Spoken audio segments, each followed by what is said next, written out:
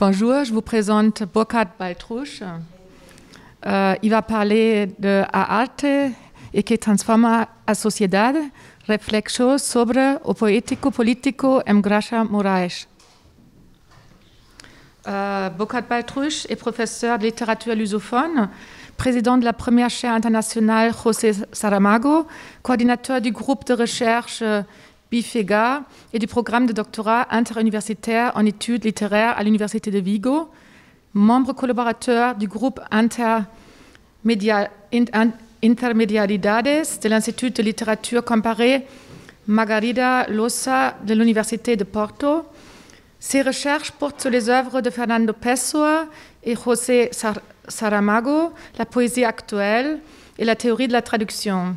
Il a publié, entre autres, Discours non lyriques sur la poésie contemporaine, Lupe Gómez, Libre y Extranjera, Estudos y Traducciones, O que transformó o mundo en necesidade e não a utopia, Études sur l'utopie et la fiction chez José Saramago, Poesia e política na actualidade,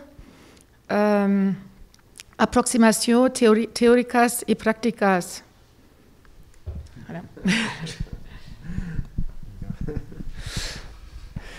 Bonjour, merci beaucoup pour la présentation. Je remercie le CREPAL de m'avoir honoré de son invitation. Je voudrais également exprimer mes félicitations pour cette importante initiative de continuer à valoriser le travail de Graça Moraes, puisque le CREPAL avait déjà organisé un colloque international, le mythe et la métamorphose, en 2017.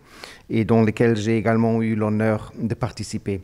Je demande votre compréhension pour ne pas pouvoir parler en français et permettez-moi donc de continuer dans la langue maternelle de l'artiste Graça Moraes.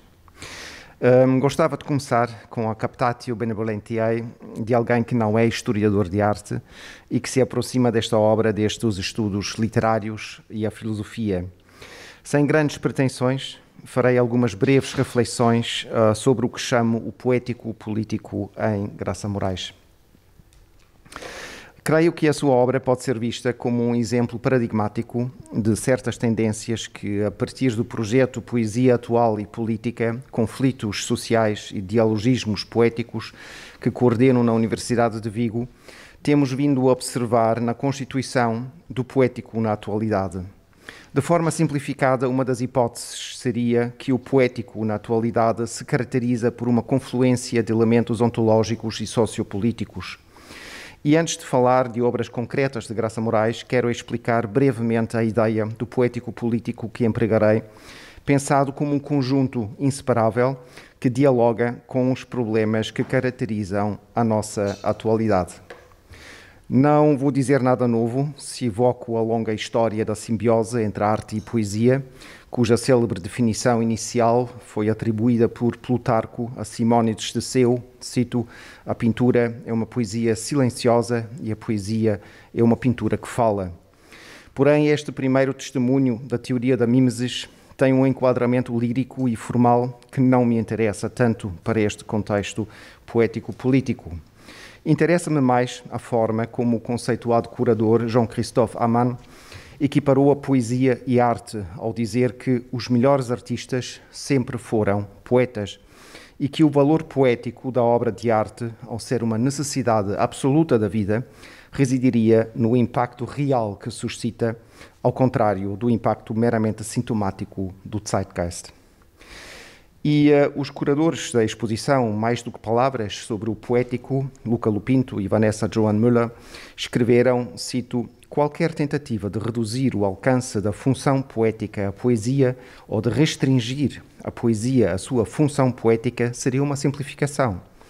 É uma linguagem que desafia a lógica da abstração capitalista e as regras do pragmatismo. Contudo, tais tentativas de aproximar a arte da poesia não colocam as questões fenomenológicas fundamentais quando pensam o poético de forma verbocêntrica. Um exemplo seria a noção de poesia de Jacques Rancière, que continua ancorada na tradição proveniente de Schiller e Hegel, ao conjugar uma prática da linguagem com uma figura de pensamento. Estas concepções verbocêntricas do poético precisam de ser revistas em termos mais ontológicos, entre outros. Nisso, penso que Jean-Christophe Amann estaria de acordo comigo, tendo em conta o que disse na entrevista já citada. Cito: "Trata-se de ver o imediato e conectá-lo com outros pontos de vista, com aqueles que estão carregados de emoção. Você não precisa inventar nada. Trata-se de nos mostrar o mundo conforme já está potencialmente dentro de nós, embora não possamos vê-lo porque somos reféns dos nossos hábitos. Isto é o poético. Mas a uma tal desconstrução do habitual, temos de acrescentar ainda um elemento fundamental.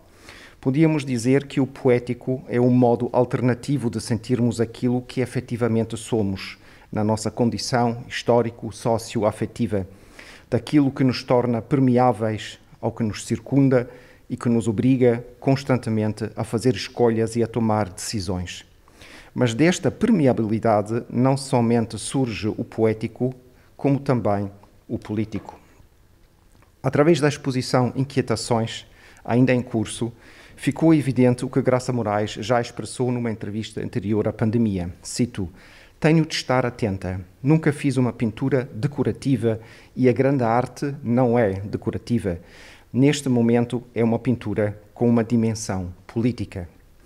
De facto, a sua obra é um intenso diálogo com o sociopolítico, com os lugares e as pessoas e, muito especialmente, com o mundo das mulheres do Norte.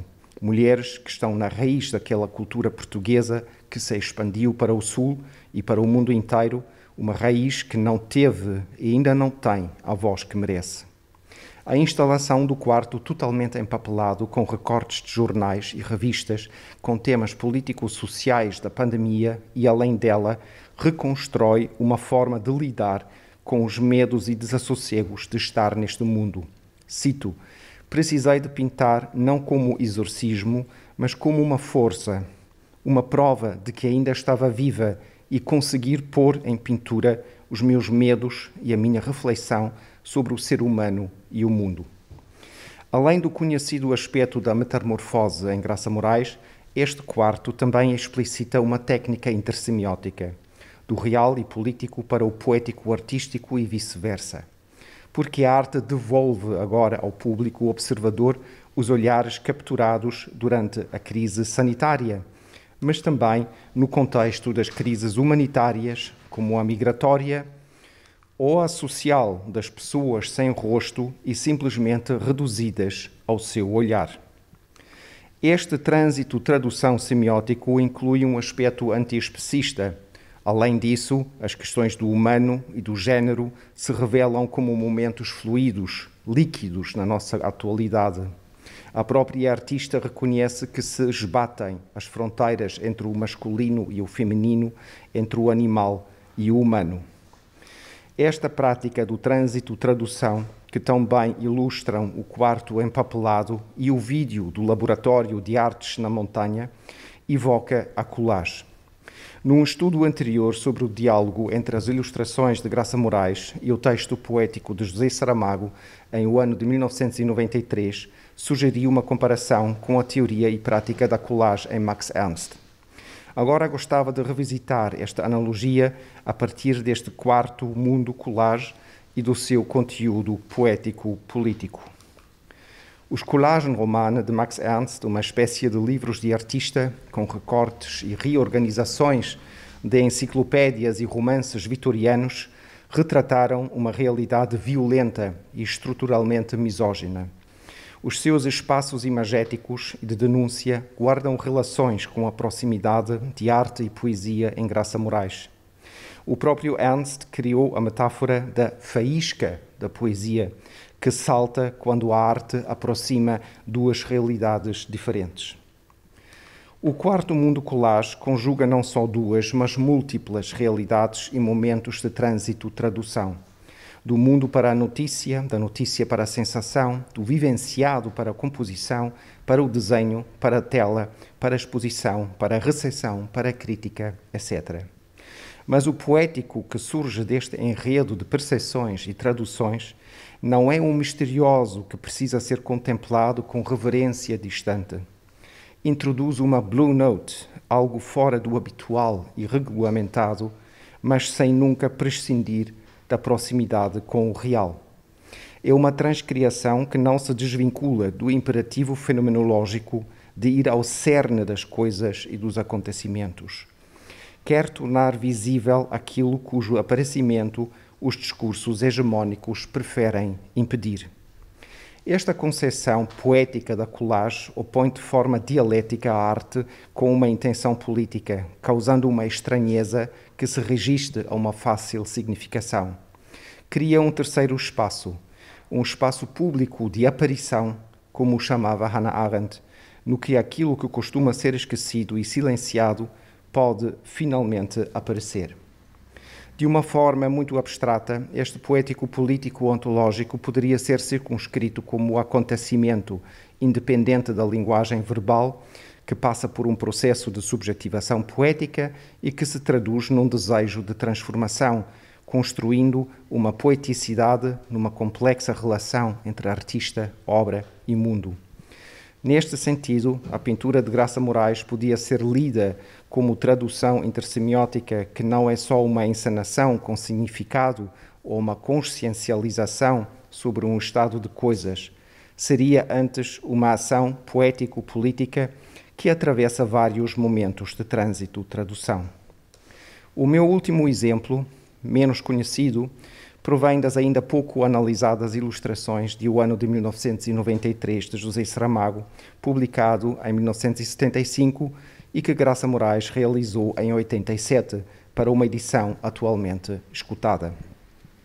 A artista ilustrou 10 dos 30 poemas e as suas transcriações são tanto comentários como também criações independentes. Ao ampliarem o horizonte poético-estético do original, argumentei já uma vez que a convertem praticamente em coautora do livro. Centrar-me-ei brevemente no quadro associado ao sexto poema. A partir da experiência dos anos cruciais de 1973 e 74, o livro esboça, numa linguagem muito ecfrástica, a invasão de uma cidade com repressão, torturas, violações, expulsão e imigração forçadas, com uma total perda de civilização e humanidade e do seu difícil processo de reaquisição. No poema, os habitantes da cidade, invadida em pleno processo de repressão ditatorial, procuram refúgio e consolação numa rua de estátuas. A pintura dialoga com o texto de uma forma transversal, antecipando o que no livro ainda irá acontecer. Uma grande batalha, múltiplas violências e o regresso da população à cidade reconquistada. Podíamos sentir-nos lembrados dos espaços atemporais da pintura metafísica e visionária de Giorgio de Chirico, mas o quadro incide sobretudo nas perspectivas impossíveis e nos diferentes pontos de fuga que se sobrepõem também no texto. Cidade e natureza, civilização e barbárie, imaginário e percepção dos sentidos, além de uma segunda realidade mítica. No entanto, o ambiente onírico adquire também uma dimensão política concreta através da sua relação com o texto. Retrata a redescoberta pelos habitantes represaliados e que em breve serão expulsos de uma avenida com estátuas idealizantes, duas em movimento, com as cabeças cortadas, ensanguentadas, lembrando os horrores da perseguição. Uma mulher com porte de estátua clássica, que não é mencionada no texto, orienta o grupo. O facto de Graça Moraes ter introduzido o motivo de uma mulher como guia é paradigmático de como, ao longo do ciclo, sublinhou o protagonismo que Saramago conferiu às mulheres no seu texto e também na sua futura obra. Há também um diálogo com as múltiplas representações de mulheres em toda a obra da artista, determinadas por um contexto natural e social inclemente, mas sempre com uma dignidade sublime.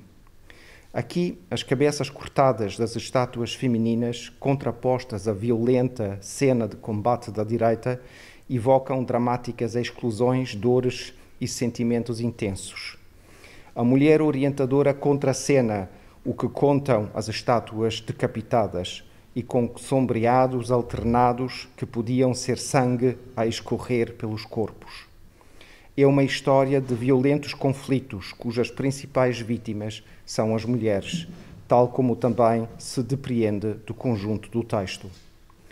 Na parte direita, duas figuras híbridas, uma lembrando um minotauro, a outra feminina, travam uma batalha mortal que também poderia ser uma violação. Esta pintura não é uma poesia silenciosa, como dizia Simónides, mas contém uma poética que grita, que denuncia a brutal história da violência de género e a necessidade de repensarmos as relações sociedade-corpo, ideologia-civilização, história, memorabilidade, precisamente desde uma perspectiva de género. O texto saramaguiano duvida se as estátuas, como metáfora da história e da memória, realmente reproduzem o que foram os seres humanos. A pintura de Graça Moraes não só transcria, mas intensifica o teor poético-político ao acentuar a história da violência de género. A questão já não é a correspondência ou discrepância entre um ideal de representação e a realidade histórica. Acentua-se a função poético-política, a necessidade de fazer aparecer o que estava oculto ou silenciado, a repressão das e a violência contra as mulheres.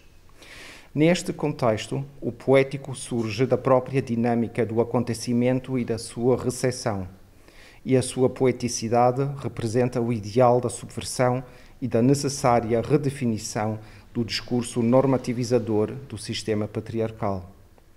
Graça Moraes diria que a arte é que transforma a sociedade. O que fica na história é a arte. É a artista como geradora de acontecimentos poético-políticos. A artista testemunha do seu tempo e das respectivas condições de vida. Os significados políticos e a dimensão cívica combinaram-se na sua obra com uma estética que inquieta e que suscita uma vivência do choque. Desloca a experiência estética do metafísico para a observação do concreto.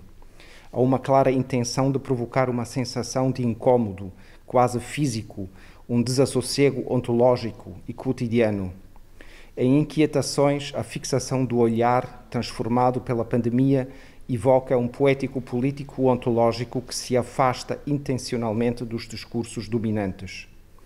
Podíamos evocar aqui a fenomenologia de Maurice Merleau-Ponty, que entendeu a sua filosofia como uma forma de arte. Na fenomenologia da percepção, há numerosas comparações com a escrita literária de Balzac, Proust e Valéry, mas sobretudo com a pintura de Cézanne.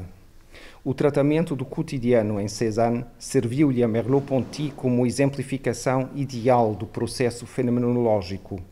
Apreender o mundo, renová-lo e devolvê-lo praticamente inalterado, exceto pelo fato de já ter sido observado. Trata-se de um processo comparável àquele que realiza o poético político de Graça Moraes, quando toma o mundo para recriá-lo e restituí-lo depois, só com uma diferença fundamental. Este mundo agora não tinha sido somente observado, mas além disso, sentido e vivido e também alterado.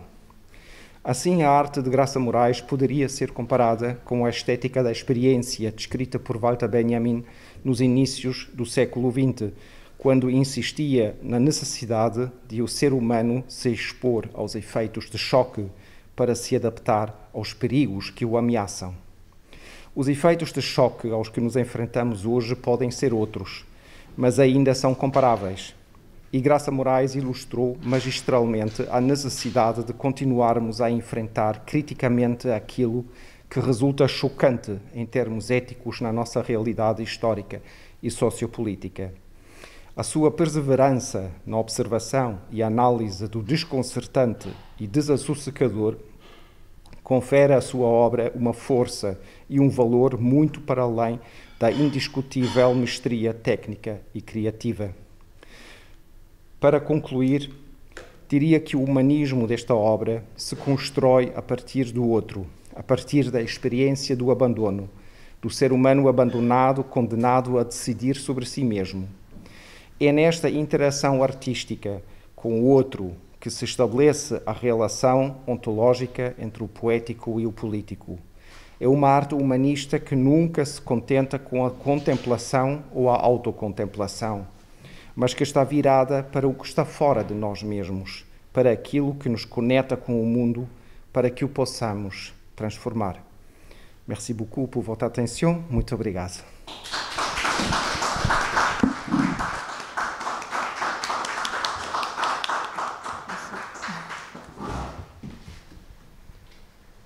Je voulais remercier Bourgade aussi pour ses paroles et dire à quel point est-ce que je suis contente d'avoir lancé des défis, parce qu'il y a des nouvelles, je pense qu'il y a beaucoup de nouvelles idées qui ressortent de ces communications.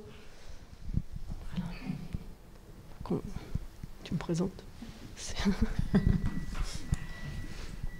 Rapidement. Oui, je sais pas ce que je veux. Donc, je vous présente Egidia Soto qui va parler autour du secret du conte initiatique, peindre la généalogie d'une culture. Donc, Egidia Soto, elle est docteur en art, enseigne le patrimoine, la littérature et l'histoire de l'art de l'Afrique à l'Université de Sorbonne Nouvelle. Membre du CREPAL, elle est associée au CAUP, Centre des études africaines, Centro de Estudios Africanos, à l'Institut de philosophie, Université de Porto, à l'Institut de Frobenius, l'Université de Goethe à Francfort, sur le Main, et membre du comité scientifique du programme Anthropos. Elle est également conférencière au musée du Quai Branly, Jacques Chirac. Elle a collaboré pendant plus de 7 ans avec le musée d'Apa. Ses recherches portent sur les relations entre la peinture et la poésie, l'anthropologie, l'art extra-européen et la politique des musées européens. Elle a publié entre autres... Non, sur Graça Moraes. Oui, il y a un article qui va apparaître sur Graça Moraes et José de Guimarães, L'art de penser le monde. Voilà, donc il va sortir bientôt. Merci Christine. Bon. Je vais faire ma présentation en français. Mais avant de faire la présentation, je voulais montrer ce petit catalogue de Terre Quente. Parce que je vais vous raconter un peu une sorte de secret aussi avant de vous parler de l'œuvre de Graça Moraes.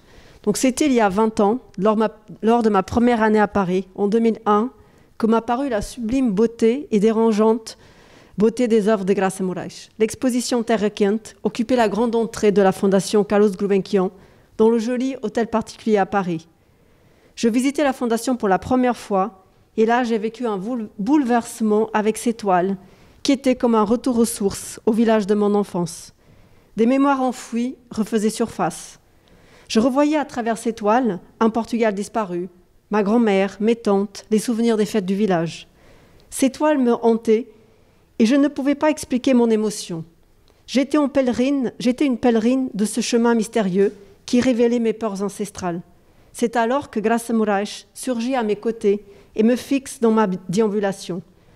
J'étais happée par les toiles d'une série qui prônait clairement la défense des valeurs rurales. La peintre rendait ce monde vivant, mais aussi ses visages. Les peintures représentaient ces femmes muettes, devenaient à cet instant des femmes militantes. J'entendais leurs cris.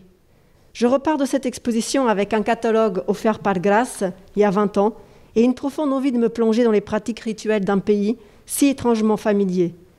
20 ans après, 20 ans cette année, je me retrouve à nouveau plongée dans ces paysages mythiques pour retracer le fil d'une mémoire qui m'a menée aussi vers l'histoire de l'art, la littérature et l'anthropologie.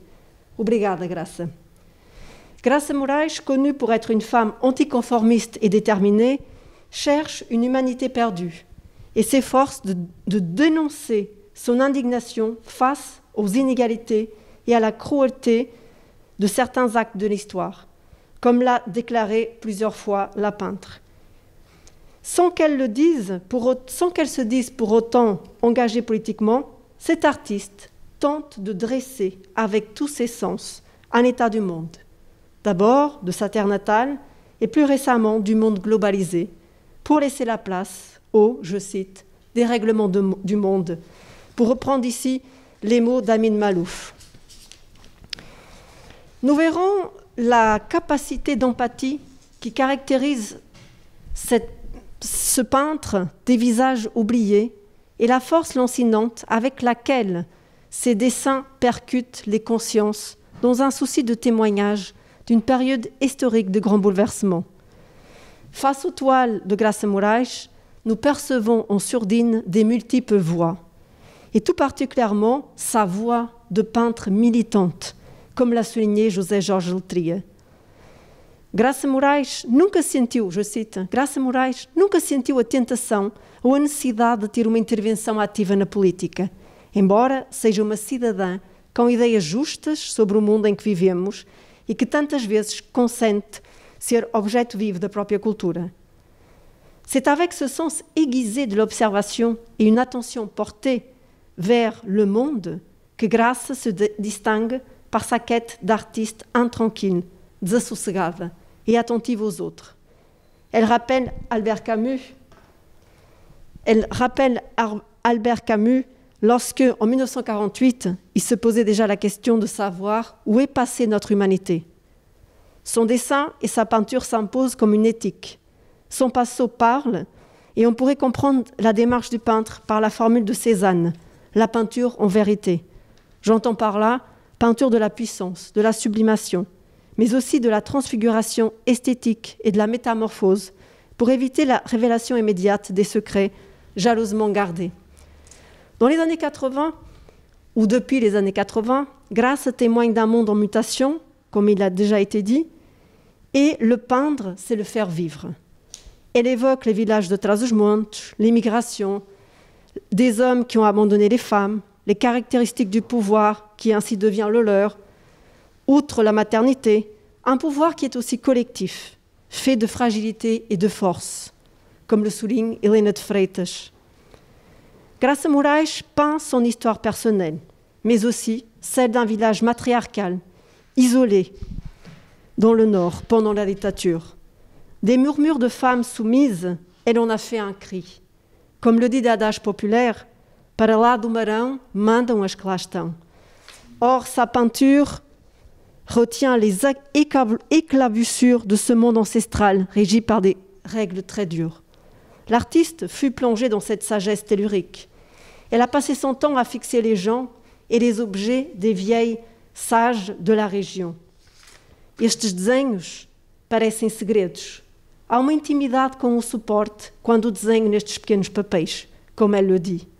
L'objet devient personne. La mémoire des humains est confiée à des objets. Dans cette quête, nous retrouvons très souvent les portraits de femmes de l'enfance de Graça Moraes. Je me pose alors la question, l'enfance ne serait-elle pas le tout premier musée vivant visité par le peintre ? Mais de quelle façon le peintre transforme-t-il le paysage et les souvenirs ? Et dans quelle mesure le paysage le transforme-t-il à son tour ? Ce dernier est alors saisi comme une limite, telle une géographie, ou bien un passage, évidemment rituel. Pour répondre à ces questions éthiques, à la question que soulèvent ces toiles, nous discuterons par un bref choix de toiles des responsabilités, des enjeux du pouvoir des images, pour faire face à une quête de sens. Il s'agit de comprendre comment le peintre fait du village et des traditions populaires un terrain pour peindre la généalogie d'une culture. Je vais surtout aujourd'hui vous montrer des images plus anciennes que je découvre aussi maintenant. Dans ce tableau, Vieiro, 1981, il est possible déjà de voir un thème phare de ces 40 années de travail, le portrait. Que raconte et que cache le portrait ? Quelle fascination exerce-t-il ? Comme l'a indiqué très justement le professeur Eduardo Duarte, le portrait suscite beaucoup de réactions depuis l'Antiquité.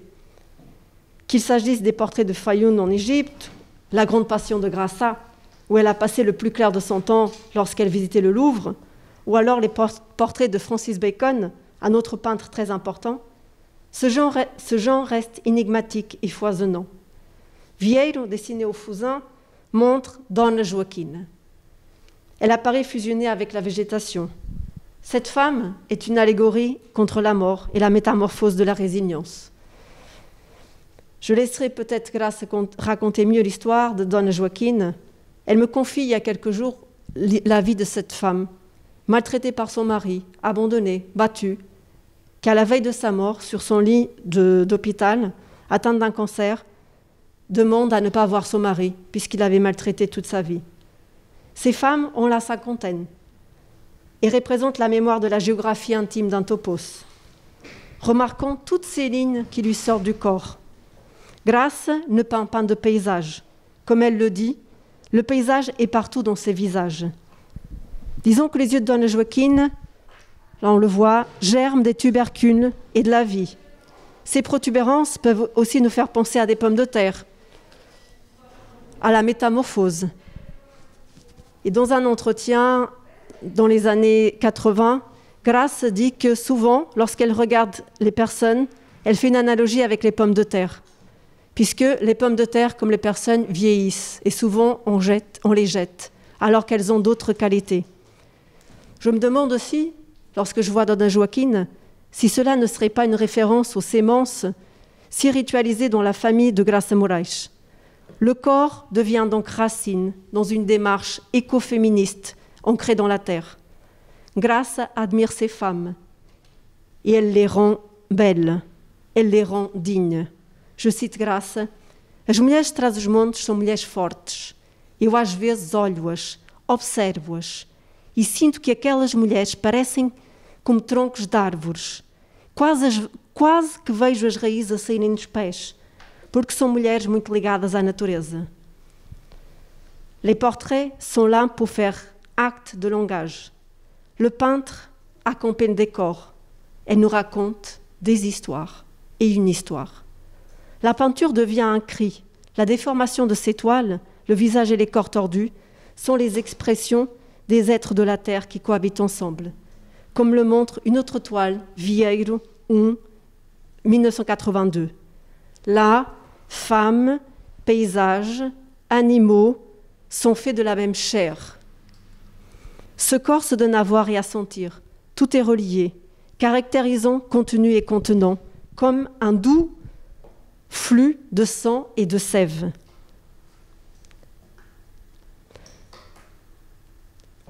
Un dessin coloré. Le tableau, je vous montre l'autre, Vieiro 2, 1982. Le dessin est coloré, il a deux plans, un vide et un contraste entre cette partie et celle-ci. Nous retrouvons le même tubercule ou un fruit, ou alors, pourquoi pas, un utérus. Se démarque ici cette main pleine de sang qui s'apprête avec un couteau à percer cette bulbe. Il est possible de distinguer la figure masculine. Son visage, le visage de l'homme, est absent. On remarque seulement son pantalon. À la place de ce visage, on voit des multiples racines.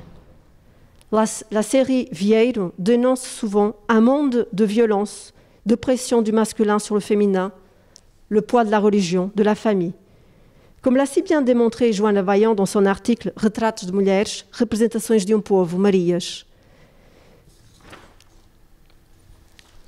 Nous retraçons ici une allégorie du sacrifice. Comme dans le précédent tableau, prédomine ce rouge vif.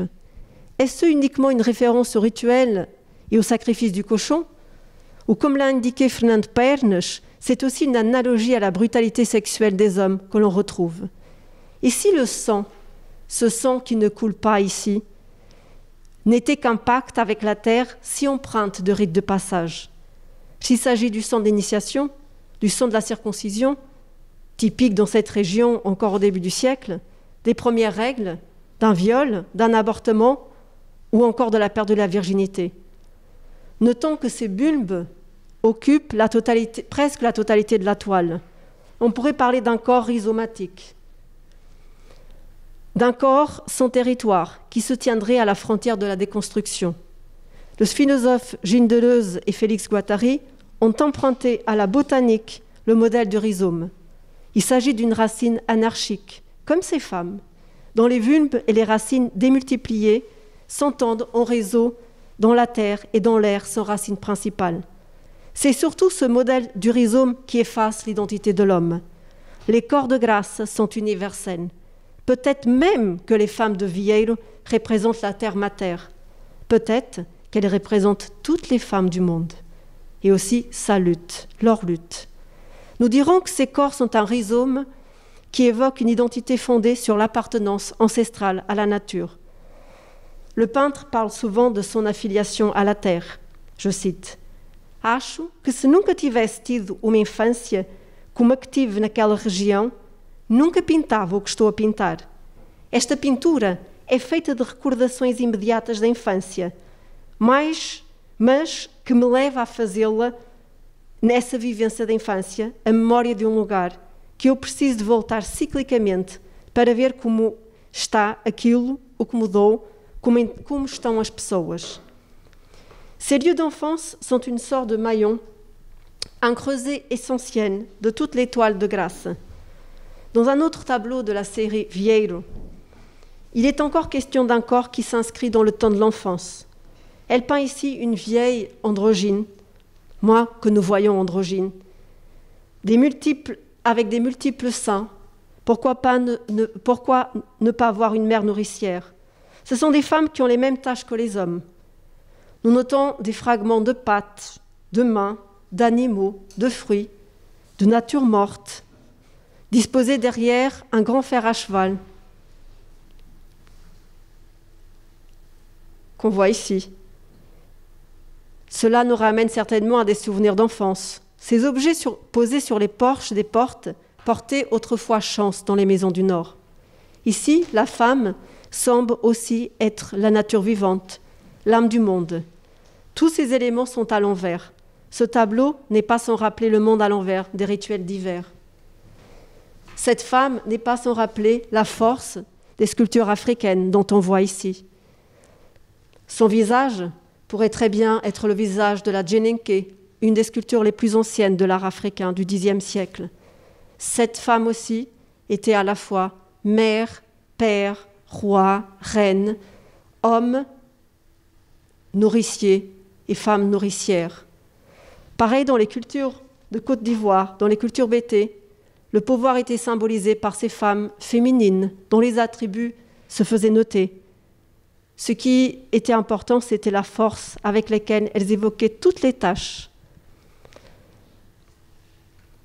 Le tableau de Grasse, peut-être pas inspiré de ces sculptures africaines, met en valeur ce parcours initiatique. Il faut passer par chaque étape. Chaque nouveau secret se mérite. Il ne s'agit pas d'une expérience esthétique, mais plutôt d'une quête cathartique où seule la peinture s'offre comme un antidote contre l'oubli. Il n'est pas possible de ne pas remarquer le travail et les méthodes de travail anthropologique qu'entreprend Grasse. Il a déjà été évoqué la précision avec laquelle elle nous évoque un autre rituel de passage, Pudiens, et les fêtes de passage des garçons, le carnaval de Pudiens, les masques, les caretos, peints par Grasse. C'est le monde à l'envers aussi des rituels. Como lhe diz Grasse, estou a falar da minha história. Comecei muito cedo a falar daquele pequeno universo. Nem me apercebia que estava a falar de mim. Todo este trabalho est autobiographique. Depuis toute petite, Grasse voyait passer les pèlerins qui se rendaient à une chapelle à 5 minutes de chez elle. Depuis toute petite, dans plusieurs entretiens, notamment dans une biographie, elle raconte à quel point elle attendait avec impatience la sensualité de ces fêtes du village. Il ne s'agit pas ici de tracer la biographie de Grasse, mais nous savons à quel point ce village de Vieiro est ancré dans une cartographie des itinéraires de formation et de déambulation artistique. Et je me permets de vous montrer quelques images. Ce matin, on évoquait ces peintures, je ne vais pas revenir, mais je voulais vous montrer quelques photos de Grasse. Et surtout, vous parler de sa méthode. Donc Grasse, elle prend des photographies, elle cartographe. Et je voulais remercier aussi Joanne de m'avoir envoyé toutes ces images. Donc là, on voit avant la peinture, donc tous les essais. Donc je rappelle que Grasse est née en 1948, dans cette campagne profonde. Puis elle part, le premier village, elle part d'Uvieiro à 7 ans, de 7 ans à 9 ans, elle part en Afrique, au Mozambique. Ce voyage a aussi laissé des souvenirs, les couleurs, les arbres, la nature, la musique, les instruments de la laveur, la tradition matriarcale et surtout la tradition des sociétés orales se fait également sentir dans sa peinture. Voyons ce tableau sem título de la série Terra Quente au fin du millénaire. Cette toile est d'une nature exubérante et aux couleurs éblouissantes. Elle saisit le spectateur, elle suscite des associations d'idées et un certain rapprochement des cosmogonies rurales. Un corps aux mains attachées et mis en évidence par une main énigmatique qui surgit du haut du tableau avec sa montre sans heure, comme pour montrer que le temps, ici, n'a plus de temps. Là encore, je vois un proverbe africain. Vous avez toujours une montre, mais vous n'avez pas le temps. Ici, le temps vous tue. Là-bas, vous tuez le temps. Tout est une métaphore tenue par ces femmes sauterelles qui volent, qui échappent à leurs conditions de captives, ou cet oiseau qu'on observe ici avec le bâton. Est-ce le bâton du temps? Est-ce une allusion à la mort? Nous dirions qu'au milieu de ce champ, en pleine période de récolte, ces personnages vivent au rythme du soleil.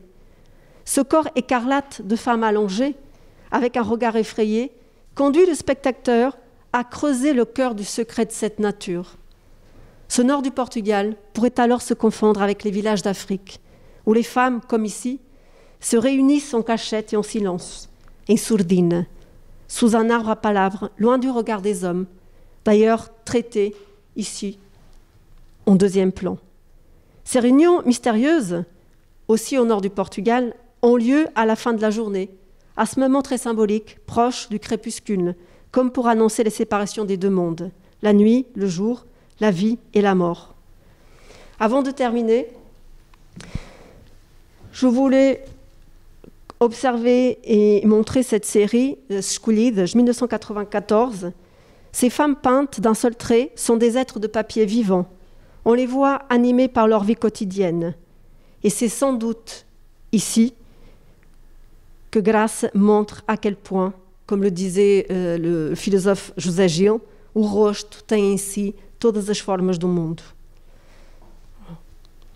Et cette série me fait beaucoup penser au travail de l'anthropologue, ethnographe, peintre, très souvent oublié d'ailleurs, Fernando Galhano, qui est mort en 1995, qui est un excellent dessinateur.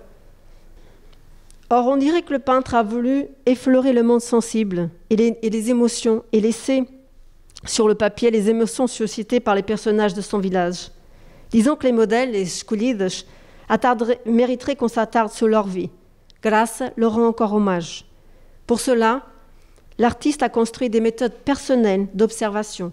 À la fois, il s'agit d'un travail sociologique, ethnographique précis qu'elle a entrepris. Elle a mené ses enquêtes pour tisser une cartographie d'un lieu si familier, le vieiro de son enfance. Si l'anthropologue doit respecter la distance entre son sujet d'étude et sa vie personnelle, nous pourrions constater qu'il n'y a plus de frontières et que le peintre a effreint une règle clé pour mieux se fondre dans son terrain. Laura Castro notait que déjà en 1981, Graça Moraes faisait du terrain dans le jargon anthropologique. Aujourd'hui, nous pourrons appeler cela les résidences artistiques. Déjà à l'époque, elle prenait des notes, photographiait, gardait et garde encore les archives des interviews des personnes du village et des lieux. La plupart est morte aujourd'hui. L'artiste part du village vers l'étranger, mais n'oublie pas ses maîtres, les gens. Et si la sagesse d'un peuple, et si la sagesse d'un peuple rural et son patrimoine qui structure toute l'œuvre, et si c'était la sagesse d'un peuple rural et son patrimoine qui avait structuré toute l'œuvre de Graça Moraes.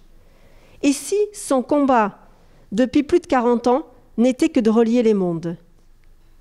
Jeannette nous dira un peu plus sur ce sujet.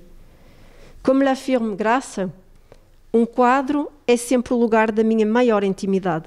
Estou toda lá. Tudo o que eu absorvo do exterior passa primeiro por dentro de mim, pelas minhas vísceras, pela minha cabeça, et depois sai et fica numa tela. Sans doute, un tableau est un lieu d'intimité. Nous ne pouvons qu'être d'accord avec ces propos. Sans doute, les artistes représentent sur leur toile et à travers leur traitement pictural l'humanité métamorphosée par leur regard. Graça élève le village à la grandeur du monde. À ce propos, et comme l'a très bien souligné Burgat Valtrush, Saramago rappelait lui aussi que fisicamente habitamos um espaço, mas sentimentalmente somos habitados por uma memória. Graça Moraes pratique une, je cite, pour reprendre la belle expression de Fernando Pernes, une éthnographie de l'âme. L'œuvre de Graça Moraes conçoit une dimension organique et cyclique de l'univers, comme on le verra aussi tout à l'heure avec l'approche de Christine. Un nouveau mouvement perpétuel où tous les éléments s'unissent dans une interaction unique pour n'en former qu'un corps. Elle peint d'étoiles comme un livre ouvert, un geste de pinceau qui nous livre l'esquisse d'un mouvement, de la vie, de la mort, dans des paysages au milieu de silences et des bruits étouffés. Au long de toute sa carrière, elle approche le savoir artistique, des méthodes anthropologiques, ethnographiques, et prône une vision écologique de la terre, ma terre. Pour conclure,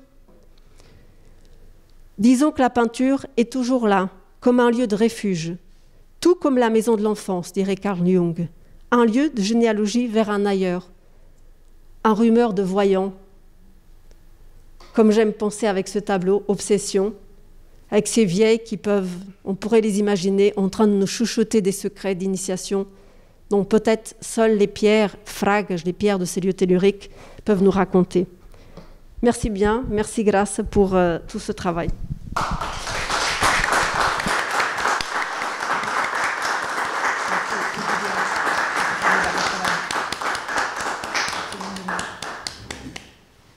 Muito obrigada, Egídia. Muito obrigada. Obrigada a todos que até agora magnificamente refletiram sobre a minha pintura e fizeram tanta investigação. Ao Burgar e à Egídia. Por enquanto não consigo dizer mais nada. Muito obrigada a todos. Olá, muito bom dia, bonjour. Antes do mais, gostaria de cumprimentar a direção do CREPAL, Centre de Recherche sur les Pays Lusophones da Universidade Sorbonne Nouvelle, e saudar os organizadores e a comissão científica deste encontro em torno de Graça Moraes e a arte de pensar o mundo. Estendo os meus cumprimentos a todos os intervenientes, meus colegas e à audiência, e naturalmente reservo uma saudação muito especial para a pintora Graça Moraes e para a realizadora Joana Moraes, sua filha. Passo a partilhar a minha apresentação, chamando a atenção para o facto de ser uma apresentação, um tema ainda muito propositivo e que espero vir a desenvolver e a aprofundar para a publicação daqui resultante. Na mais recente exposição da pintora, Inquietações, é apresentado um conjunto de pinturas e desenhos muito recentes, 2020-2021, cujos protagonistas são inspirados em imagens difundidas nos meios de comunicação, cruzando-se com pesquisas em torno das icónicas pinturas a fresco que Miguel Ângelo realizou nas paredes da Capela Sistina, no Vaticano, e com outras referências que fazem parte da cultura visual da pintora. Nestas obras, a artista fala das suas inquietações interiores, invocando alguns dos maiores dramas contemporâneos, a pandemia e as suas consequências, os conflitos territoriais, étnicos, religiosos, raciais e políticos, a movimentação de refugiados e migrantes. O visitante é também surpreendido pela sala-instalação, em que a pintora salienta a importância da imprensa como fonte privilegiada do seu trabalho, conjugando-a com memórias específicas da sua infância. Aqui, neste caso, as cozinhas das casas transmontanas, que se forravam com papel de jornal por ocasião da grande limpeza anual pela Páscoa. O conjunto de trabalhos apresentados ao longo desta exposição revela uma das qualidades da prática artística de Graça Moraes: a sua capacidade de unir o local e o global num movimento contínuo que envolve o observador e, acima de tudo, o questiona.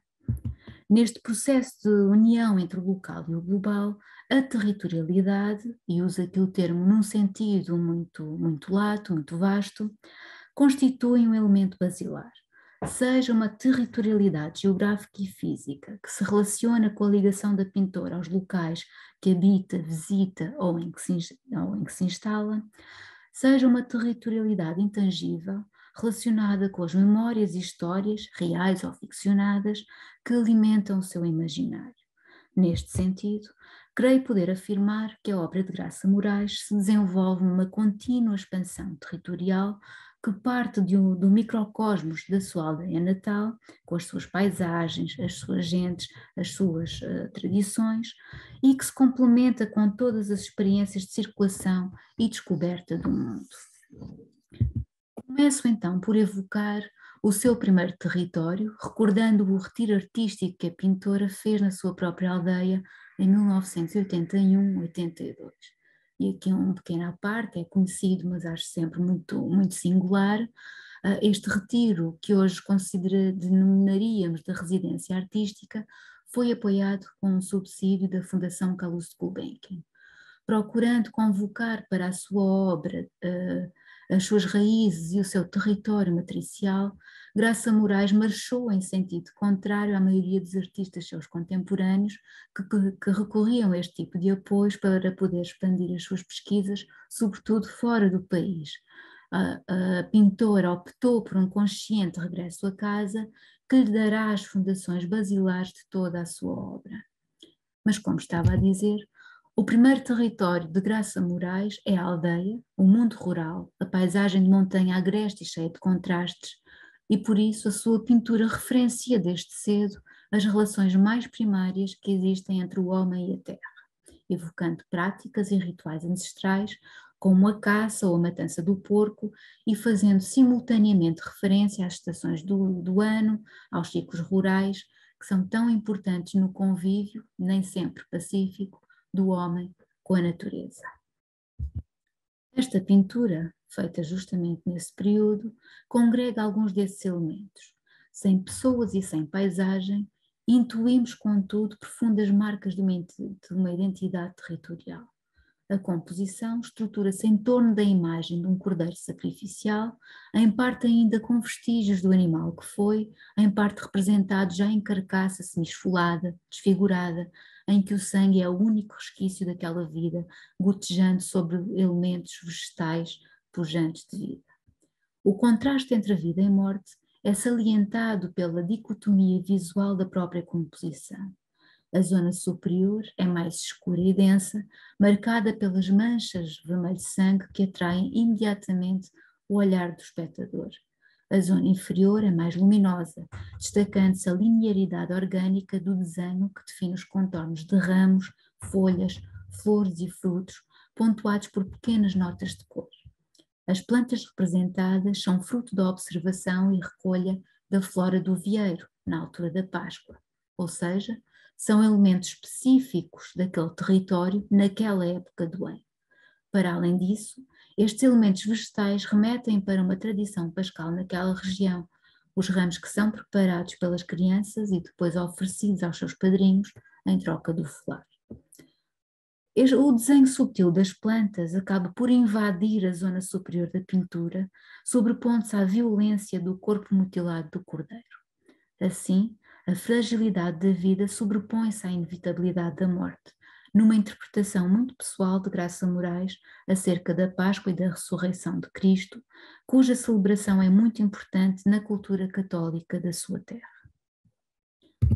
Pintadas no mesmo ano, Maria e Delmina apresentam outras características da territorialidade de Graça Moraes, quer no que diz respeito à ligação seminal da pintora com a terra e as suas gentes, quer no que concerne à expansão das suas referências geográficas e culturais.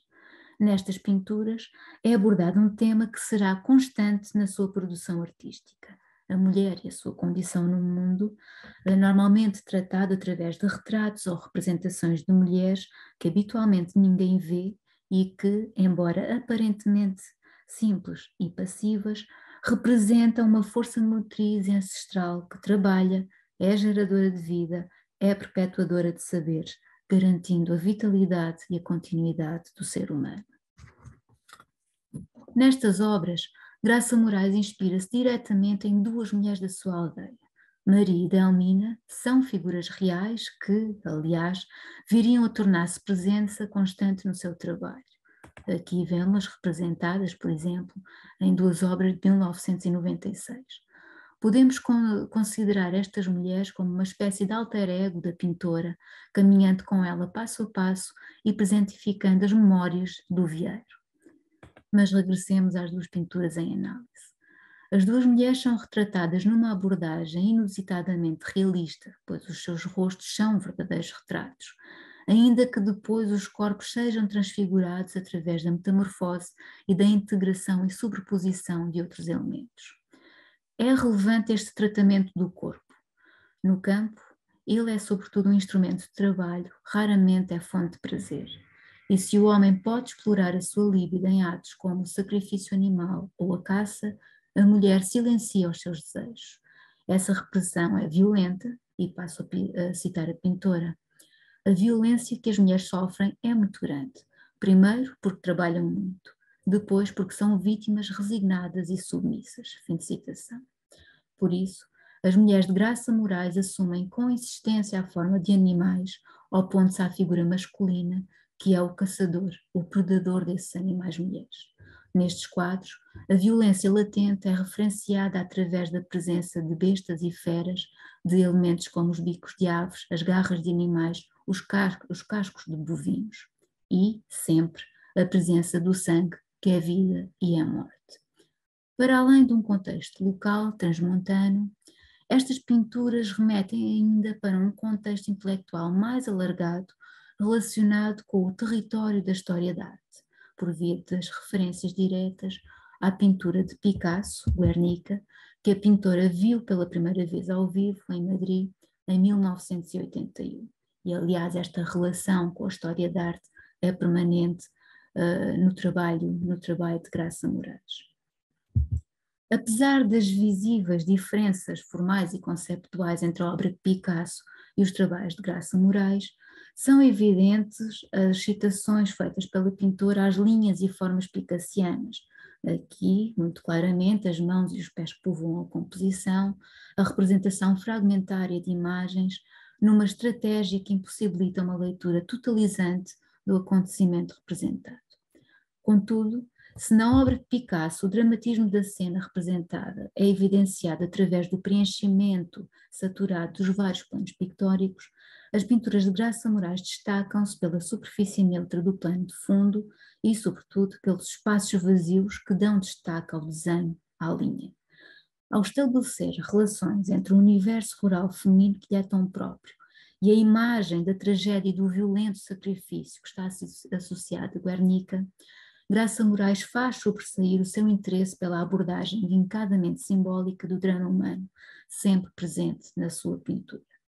E é justamente esta dimensão humana que a pintora irá explorar, de um modo completamente diferente, numa série de trabalhos que realiza uns anos mais tarde num outro território geográfico, Cabo Verde. Apesar de muito ligada às suas raízes, Graça Moraes procura novos estímulos no mundo exterior, nomeadamente através da viagem. Assim, em 1988, abraçou o desafio para realizar uma residência artística em Cabo Verde.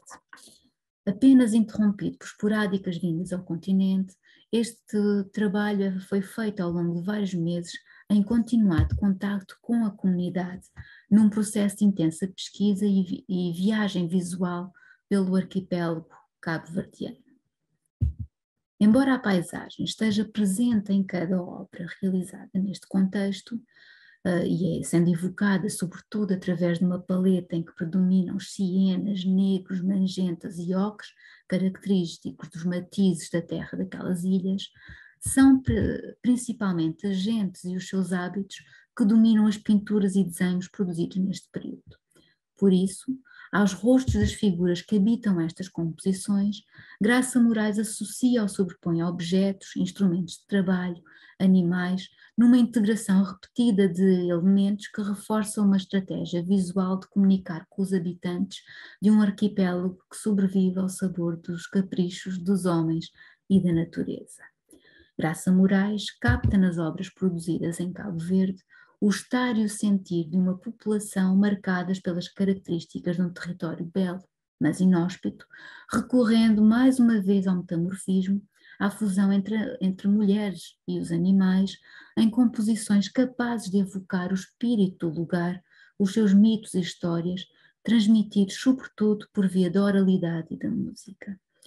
Há evidentes semelhanças conceptuais com algumas pinturas realizadas em Trás-os-Montes.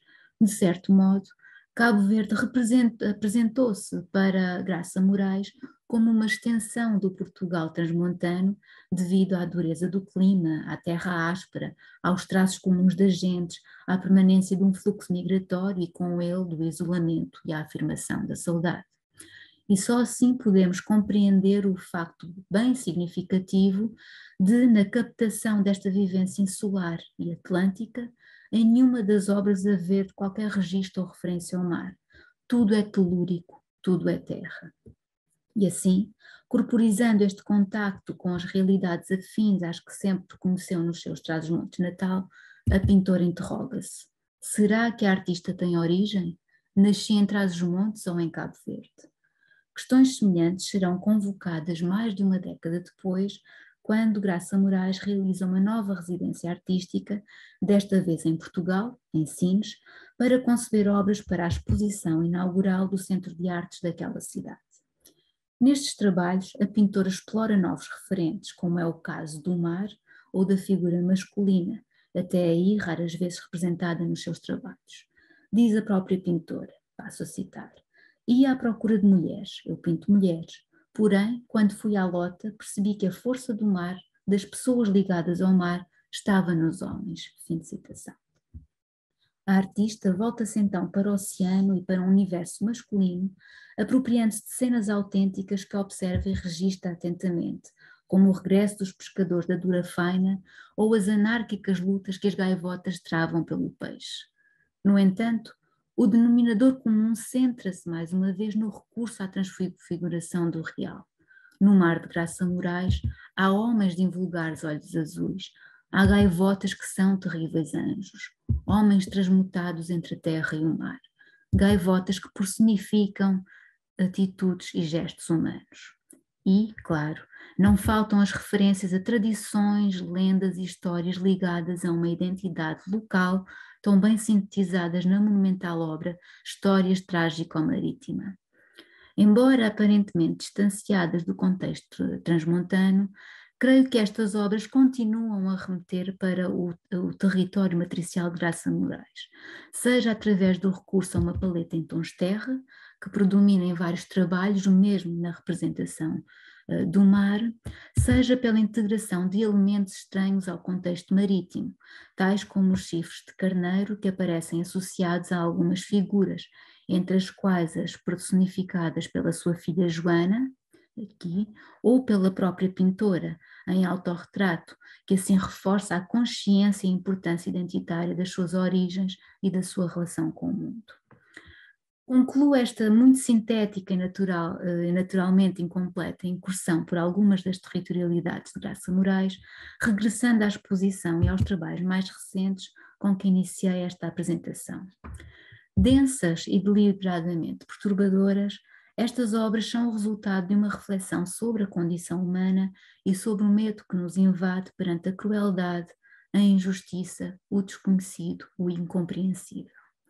Nelas destaca-se o olhar intenso e interpelador das personagens, que, por vezes, continuam a surgir em forma de metamorfose, cruzando-se com um bestiário referencial na identidade da pintora, designadamente o carneiro.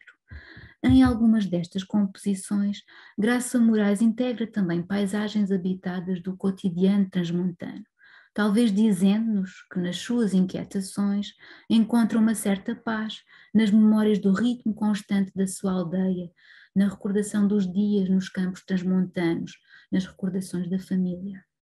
Noutras pinturas, não há qualquer cenário ou referência territorial. Aquelas personagens sem género ou sem rosto definido podem ser qualquer um de nós, e os espaços em que elas se movem podem ser em qualquer lugar do mundo. Nestes casos, a territorialidade expande-se significativamente para lá dos espaços das vivências pessoais da artista, numa sublimação. Graça Moraes lembra-nos assim que, independentemente das nossas raízes, o mundo é a nossa casa, um território universal partilhado, e convida-nos a um exercício introspectivo e pessoal perante a dimensão do mistério do sagrado que faz parte de cada uma das suas obras, da sua arte de pensar o mundo. Muito obrigada pela atenção.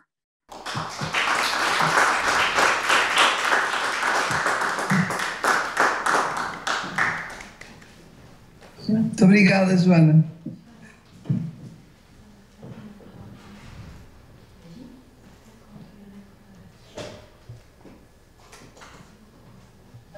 Percebe-se o que eu estou a falar ou não? Quero agradecer à Joana esta visão, que é uma visão diferente do meu percurso por territórios diferentes e, no fundo, continuo com o meu mundo dentro de mim, ganhando novas razões de vida e de pintura. Muito obrigada, Joana.